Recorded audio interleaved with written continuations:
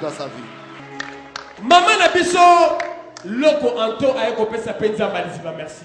Our sister Anto is thanking God. Alobi asa reconnaissante dans ma mystère ya royaume auto apprendre na sika oyo. She said that she is thankful unto God for the mysteries of the kingdom you have learned in this Maman place. lobi ba mystère wana ezopesa bato ba visa. Ba mystère wana ezobalisa. Ba mystère wana ezobotisa. Ba mystère wana ezopesa bomoyo. Nyoso akeri awa na kati ya He misiba. said that these mysteries are doing a lot of miracles for the knowledge that he has acquired in this place.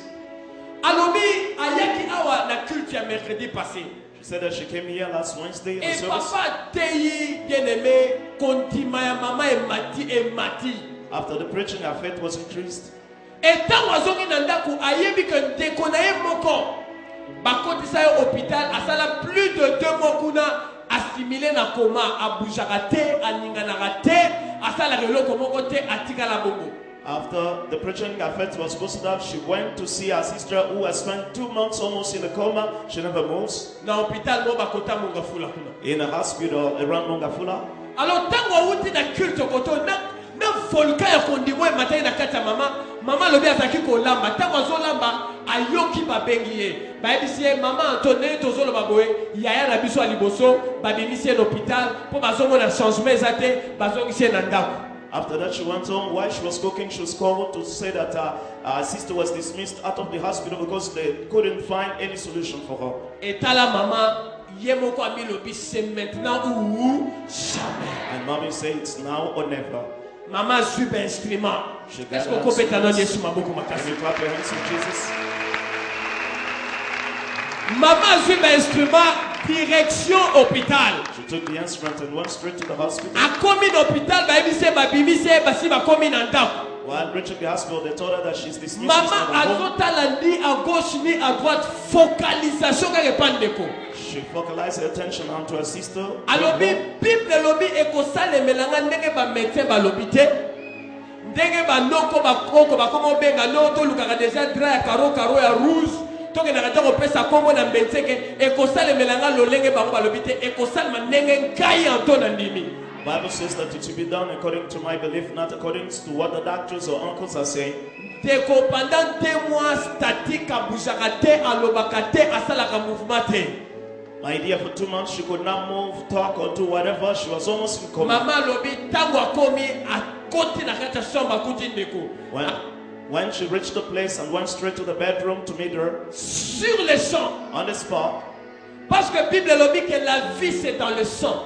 because the Bible says life is in the blood. Mama tomboli bouteille ya makila. Lift up the bottle of the blood. Alobi pomo ya Yesu maseza na kata makila oyo. Say the life of Jesus is in that blood. Et nazo melisa yo makila And Yesu. I'm going to give you this blood of Jesus. Car des malades bache pepe lobi te ba pekisi balobi amela kutu biloko ya secrete. Soko meli wana précipité malamoko. And the one keeping the sick said that she was forbidden to take things which are sugar. If you give her, you are going to push him to death. C'est-à-dire maman lobi ndeko wana tonga lobi lié et ça on dirait tempête soufflaki na pemene na pierre na Yesu. And our mother said that to one sister Mama said lobi na that she's like kota na a wind. yote na koyoka yo She pete. said, I will not look at you, neither Kai listen na to you. yebi ke o na simeza makila Yesu pe na zo melise makila She said, siko. I know what I hold is the blood of Tuna Jesus. I'm going to ngesuki give it to ndenge her. nini? Ask me what was the answer. Mama fongoli munoko ya ndeko na koma wana. Our mother opened her mouth. Amelisi alobi na zo meliso makila Yesu na nko. She gave her the blood to drink. Amelisi makila mutu azo ningana te. She gave her the blood and the person was not moving. Mama lobi soki rate makila ko rate pakolami te. Say if it's real. Est-ce qu'on peut mettre la Yesu Escape maboko the makasi? blood, it will not escape the oil.